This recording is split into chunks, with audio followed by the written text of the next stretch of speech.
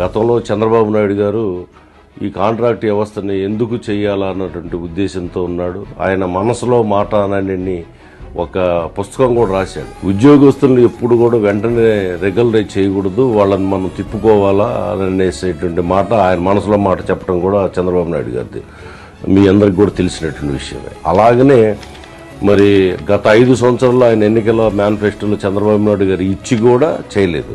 కానీ జగన్మోహన్ రెడ్డి గారు ఎన్నికల మేనిఫెస్టోలో కాంట్రాక్ట్ ఎంప్లాయీస్ని రెగ్యులరైజ్ చేస్తానని చెప్పి సుమారుగా 10,000 మందికి వాళ్ళ యొక్క కుటుంబాల్లో ఆనందం వెల్లివిరిసేటువంటి విధంగా ముఖ్యమంత్రి గారు చర్య తీసుకున్నారు. అలాగనే అవుట్ సోర్సింగ్ ఎంప్లాయీస్కి సంబంధించి కూడా మరి చంద్రబాబు నాయుడు గారి టైంలో రకరకాలుగా వాళ్ళు ఇష్టం వచ్చినట్టుగా దానికి ఒక విధానం అనేది లేకుండా ఇష్టం వచ్చినట్టుగా అపాయింట్మెంట్ చేశారు. కానీ ముఖ్యమంత్రి గారు ఎవరు అపాయింట్ చేశారు, ఎలాగ చేశారు అనేది కూడా చూడకుండా ఎవరైతే అవుట్ సోర్సింగ్ ఎంప్లాయీస్ ఉన్నారో వాళ్ళందరికీ కూడా 1వ తారీఖు జీతం వచ్చేటువంటి విధంగా మరి ముఖ్యమంత్రి గారు ఒక ఆప్కాస్ అనేటువంటి కార్పొరేషన్ నెలకొల్పి ముందు వాళ్ళకి జీతం ఇచ్చిన తర్వాతనే ఎవరైతే డ్రాయింగ్ ఆఫీసర్ ఉన్నారో ఆయనకి జీతం ఇవ్వాలన్నటువంటి గొప్ప విధానాన్ని పెట్టారు.